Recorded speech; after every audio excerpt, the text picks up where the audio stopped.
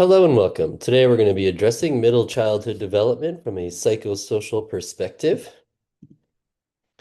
So again, this is an interesting time. Usually we'll arrange this around 6 to 11 or 7 to 12. Again, these are arbitrary categories. There's not like these categories actually exist in nature. It's us psychologists who get to determine the criteria for what each age range is. And of course, this always fluctuates, but the book is really focusing on about 6 to 11 here. And then most importantly, for this section, we're going to be looking at these two major advances that occur, including our independence and our social awareness. First, how does independence develop over time? Arguably, it's your left side of the brain. Now, a lot of research on stroke studies and things along these lines have occurred. What happens when you stroke out on the left side of your brain? Do you lose that sense of identity? And some things say yes.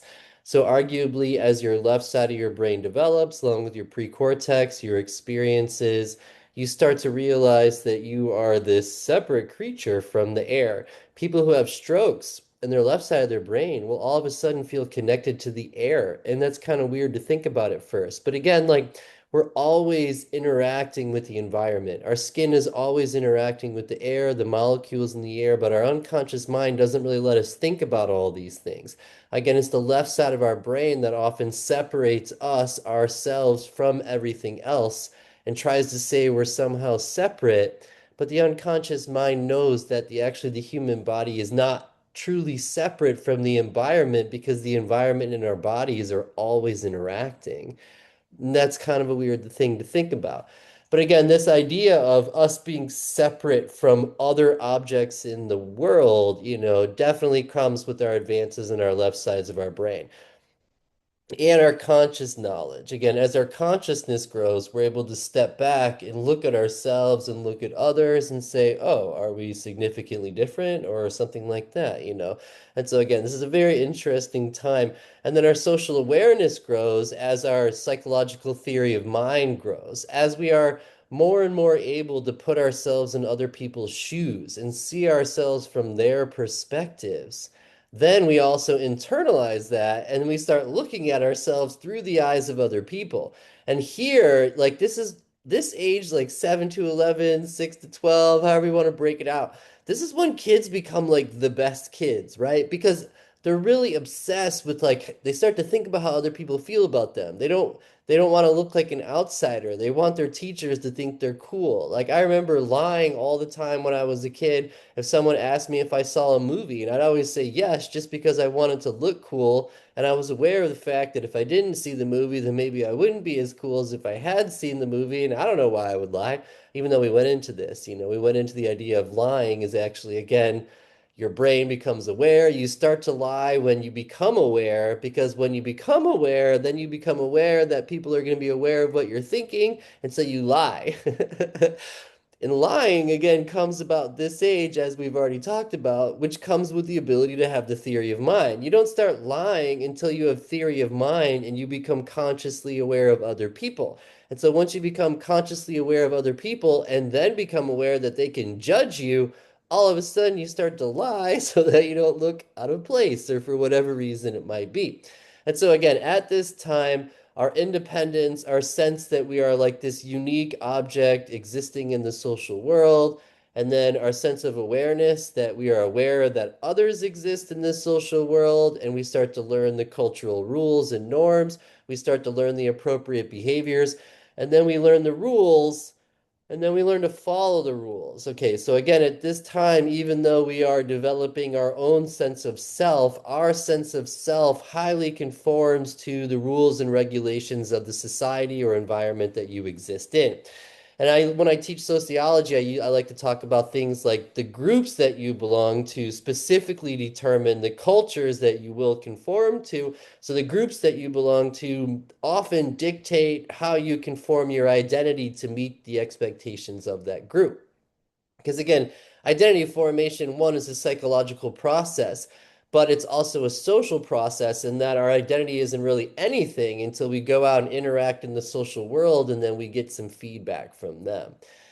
But your book goes further and says their competence is really growing at this time also. Between 6 and 11, they can not only hold their own spoon, but they can make their own lunch. My daughter makes pancakes for herself every morning. They can dress themselves. Haven't had to do that for years for my kids. Pack up their own suitcases. My kids do that whenever they're going out to go stay with their cousins or something like that. They get their suitcase packed, and I always have to go double check it and make sure it actually has the right stuff in it because, they'll just pack nothing but toys and not enough socks. But they can also walk to school, they can organize games with their friends. I mean, by this age, it's pretty much on. By 5, human kids could probably go out in the wild and figure it out. And I've talked about this, Lord of the Flies, at what age can kids just go out in the world by themselves without adults, and kind of work it out amongst themselves?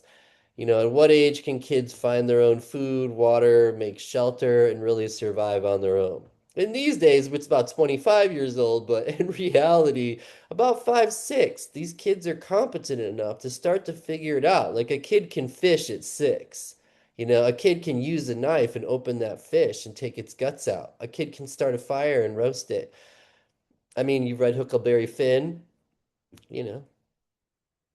So again, at this age, do kids need their parents at all? I mean, yes, of course. It's great to have that structure and things along those lines, but they don't necessarily need their parents to play with them. They can go outdoors alone. They can go play with other kids without constant supervision. They can walk to school by themselves, go to the park by themselves. At what point do we encourage our kids to go off on their own? Because again, as a goal of as a parent, as our goal is to teach our kids to be able to take care of themselves on your own is a really good question. And again, so as our sense of independence and our going out in the world grows, we also start to figure out kind of who we are. We start to figure out the pillars of our personality. We become more aware of others. Okay. Erikson calls this stage industry versus inferiority. You either start going out in the world and learning how things work and figuring it out and following that curiosity of a cat, and then you start to measure yourself against other people and you start to figure out how good am I at the spelling bee compared to that other student? How good is my coloring compared to some other student? Or you end up in this inferiority where you may be judging yourself against others and maybe decide that you don't have these skills. So again, children must forget their past hopes and wishes. This is, and then they need to go out in the world and go apply themselves. This is what Erikson says in their very floaty kind of words. But again, the goal of this age is to go out and learn the skills, to go out and learn the social norms, go out and prove that you can go out and make it in the world and that you can play basketball as good as everybody else and you can do math as good as everybody else. Again, school-age kids, they have this inside intrinsic motivation, but also external extrinsic motivation. We want to impress other people. We want to learn. We want stimuli. We seek that out. But at the same time, we also seek validation and we're looking for friends and we want people to like us. Okay. So again, we're very motivated to read pages by ourselves, but also to read in front of other kids, memorize words, coloring maps, so on. We want teachers to recognize us at this age. We want gold stars. We want to be recognized. Why? Why do we seek out rewards? Why do we seek out social acceptance? Again, it's built into your DNA to be accepted by other people. And so what do? You go out and learn the skills, the norms, to how to be so that you can fit in with everybody else. You go learn the math so you can do the math and get through school like everybody else. You go learn your geography in your state capital so you can get through school. Then you go learn to work. You go learn to cut down trees so you can go work with other people, no matter what it is.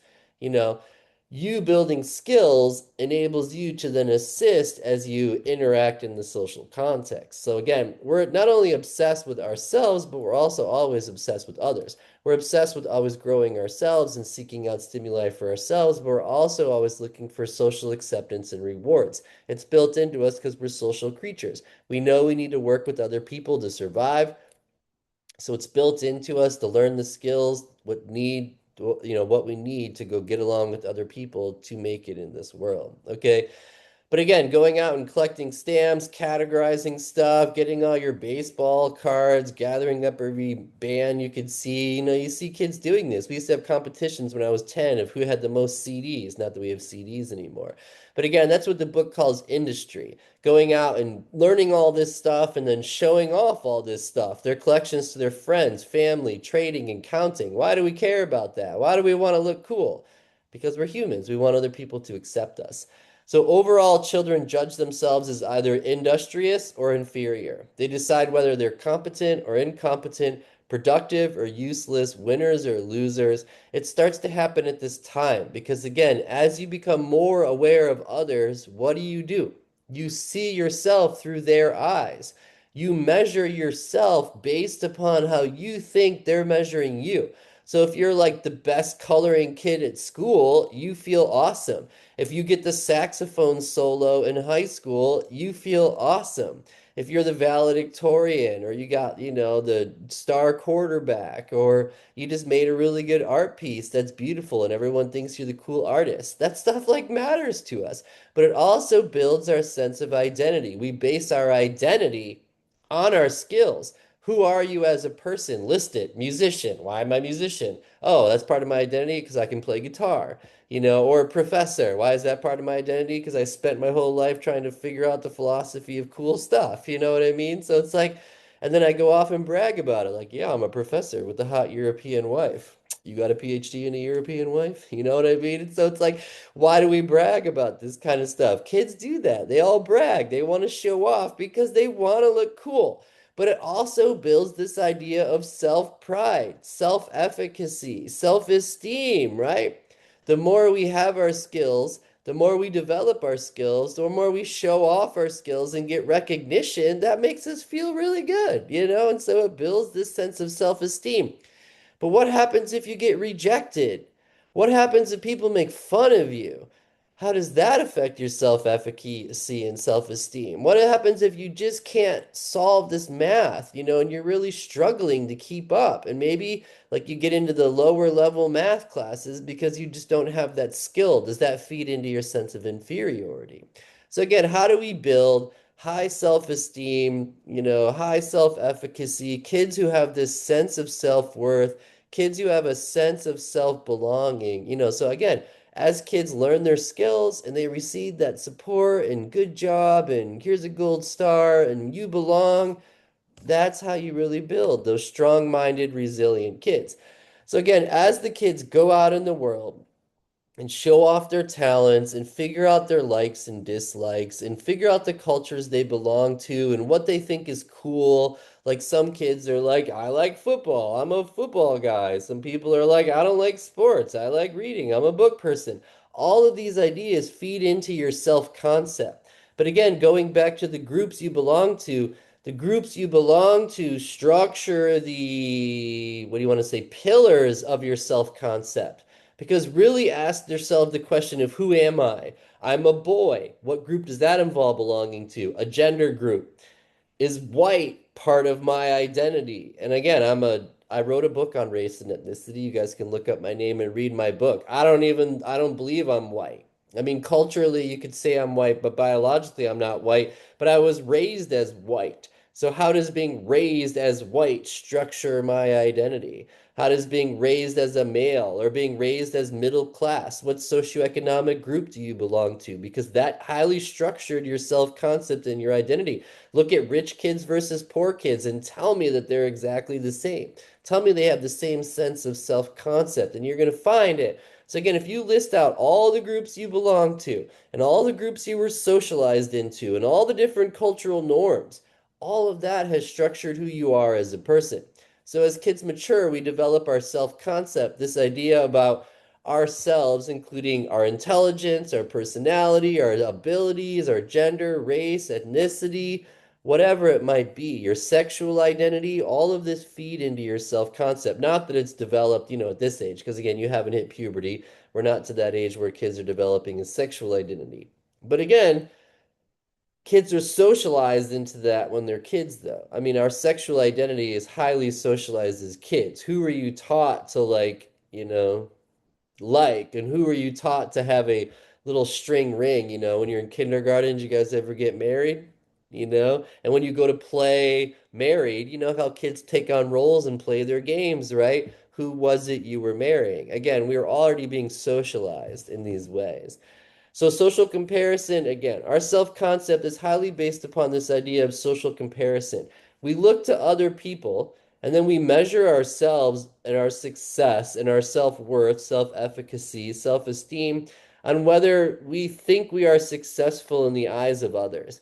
Yes, we do it for ourselves and we have our own self-concept, but again, we are highly influenced by how your parents feel about you.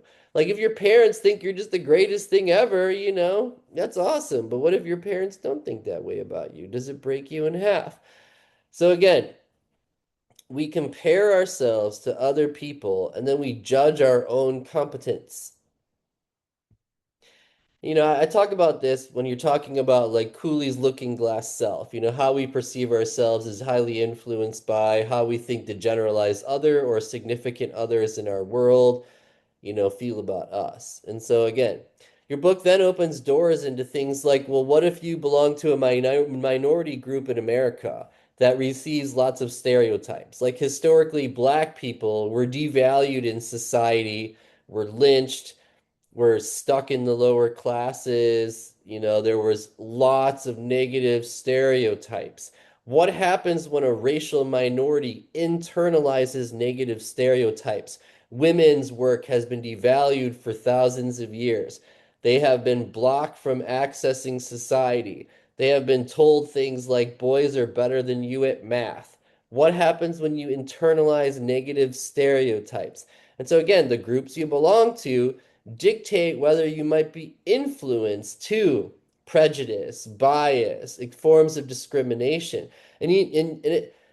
Why bring it up now? Because kids know, like they know. It says it in your book here. Like your book starts talking about children become proud of their gender and ethnicity. Why do girls think they're better than boys and boys think they're better than girls at this time?